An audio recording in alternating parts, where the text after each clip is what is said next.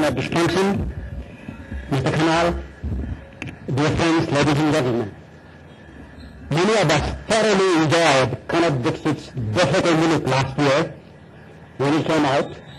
And I remember at that time asking Kanak, I wish we had an English translation of this book. So many of our English-speaking friends would love and enjoy reading it. Well, in coming out with this book that we will see shortly, a book entitled Peace Politics in Nepal, he did one better.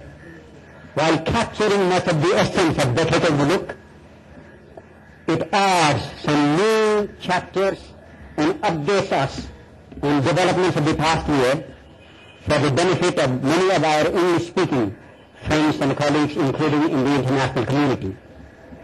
Now let me warn you right at the beginning that, as Kanak himself said, this is not a scholarly book. And Kanak is not a diplomat. And as Dikabji rightly said, he uses language that is blunt and straightforward. He dares and even relishes to speak the truth, speak truth to power, speak truth to populism. For some of us who are scholars, intellectuals and diplomats, who are trained to be politically correct, sit on the fence and play it safe, it even makes an uncomfortable reading. If I were to give this book another title, I would have called it Inconvenient Truths of Nepali Politics. As I was reading the manuscript, I kept thinking, who is this Kanak fellow? Where does he come from? And where does he stand? And I have often heard a caricature of Kanak that portrays him as part of the Kathmandu elite, an upper caste band, who is strongly anti-Maoist, perhaps a little right-wing, and a status quoist. You know, what you see often depends on where you stand. If you see Nepal in simple black and white terms, as the Maoist and some Western academics like to portray it, as a country that is sharply divided between feudal, conservative, Pratijani, students of imperialist, capitalist, foreign agents, dominated by upper-class Bhaians and Kshatris, who purposely and deliberately dominate, oppress and conspire to perpetuate a deeply unjust, unfair, discriminatory and oppressive system against the poor, the marginalized, the deprived, the Janjatis, the Dalits, the Madeshis, the women. If that is your perception of what Nepal is, and you feel that you can only change that through a revolutionary violence and radical restructuring of the state, that caricature of Kanak Dixit that I mentioned earlier might not be incorrect. A logical conclusion of that could also be, as King Mahendra said in justifying the Panchayat system, that a conventional Western-style democracy is unsuitable to solve Nepal's problems. Well, Kanak argues otherwise. And as we know, in fact, many right-wing royalists and radical leftists and ethnic activists argue that the 12 years of democracy between 1990 and 2002 actually proved that point, that liberal democracy was indeed unsuitable for Nepal.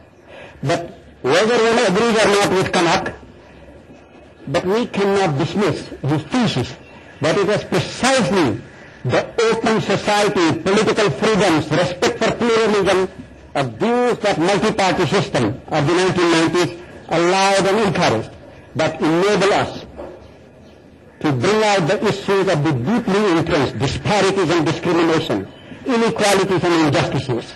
It even allowed the freedom for a radical Maoist movement to rise in Nepal at a time when communist regimes were collapsing all over the world following the fall of the Berlin Wall and the Soviet Empire. Democracy, as Winston Churchill said, is the worst form of government. It is the worst form of government except for all the rest. So before we jump to the rest, Kunaks asks us to take a deep breath and reflect dispassionately on whether we want to let Nepal turn into yet another testing ground for approaches like certain people's democratic republics that have actually been tried and failed elsewhere. Democracy takes time to evolve and correct its shortcomings, and Kunak argues that the infant and imperfect democracy of the 1990s was not given enough time to evolve and correct its shortcomings. The populist thesis involved in Nepal right now, and one that seems to be subscribed even by some diplomats and donors of Western democracies, is that the 1990s Nepalese experience in democracy was an utter failure. Kunak asks us to think again.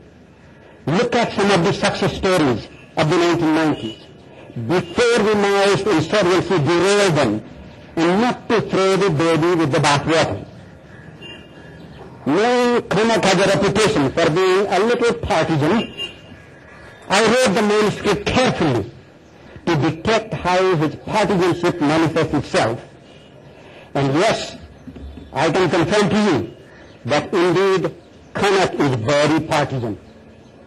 He is partisan and non-apologetic about it.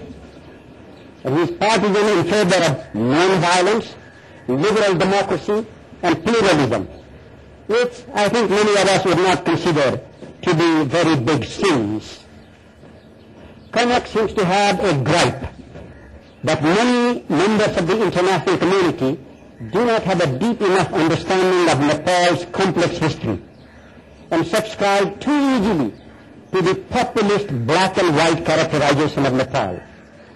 As so deeply divided and entrenched by caste and class and ethnic divisions that to solve such problems, Nepalese should be prepared to accept, at least temporarily, some radical, less than fully non-violent and undemocratic solutions which they would not accept in their own countries.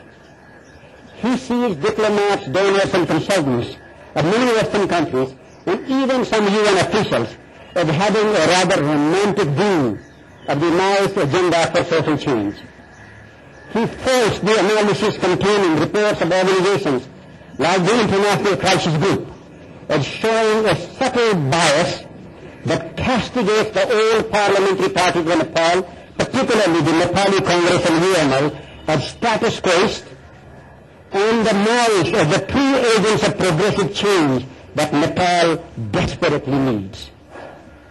I must say, when I was myself at the UN, I used to rely heavily on reports of ICG, the Carter Center, and the UN to better understand what was happening in Nepal. These are all institutions that I respect deeply. On the whole, I continue to find their analysis solid and serious. So let me suggest this. For those who rely heavily on these reports, it would be beneficial to have Kunak's new book handy to consult as a counter-check and to provide a useful context. Every chapter of this book, when you read it, you will find interesting and insightful and easy to read. I don't have the time this evening to highlight all the chapters, so I recommend that you read the book yourself with an open mind. I want to say a few words on 3 chapters.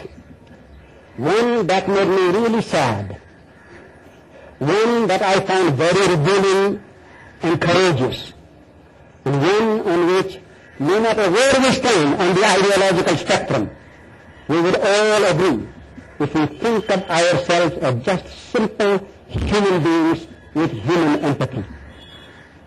The chapter that made me really sad was the one dealing with the United Nations mission to Nepal, UNMIN, which Kunak has rather unkindly titled as uncivil mission. As someone with no background, long association with the UN, and intrinsically pro-UN and defensive of the UN, with all its flaws and foibles. I was indirectly involved in the establishment of UNMIN and championed it at a time when the powers that be in Nepal and in our neighboring countries generally opposed it. I do think UNMIN tried hard and did make some valuable contribution for peace in Nepal. So my natural instinct was to disagree with Kanak in his harsh judgment on UNMIN. But I must confess, knowingly or unwittingly, UNMIN's presence and analysis was not as conducive to pressuring the Maoists to give up violence and intimidation, to convince the other parties that it could be counted on to firmly stand on the side of democracy, and that its reporting would provide the most objective basis for the Secretary General and the Security Council to understand Nepal. Kanak makes some sweeping remarks about UNMIN's bias, but does not quite document it. So I would commend to you a note verbal that the permanent representative of Nepal to the United Nations circulated to the members of the Security Council last year, documenting point by point how the report of the Secretary General and the statement introducing it by the then SRSG was biased and inaccurate. Coming from a very seasoned professional diplomat, it was an unusually blunt and bad indictment of the SRSG's analysis. Kanak also alleges that the UN's Department of Political Affairs in New York was very dismissive of all views that were critical of it and of UNMIN. I saw this in a very curt letter that was written on behalf of the Secretary General in response to a joint letter by 4 foreign ministers of Nepal last year. Knowing the Secretary General personally as I do, I can tell you the SG would have shown greater respect for those foreign ministers if he were asked to personally clear such a letter on his behalf. So sadly, even if I like to disagree with Kanak, and I do so in some of the choice of his words, I do agree with the substance of his critique of UNMIN.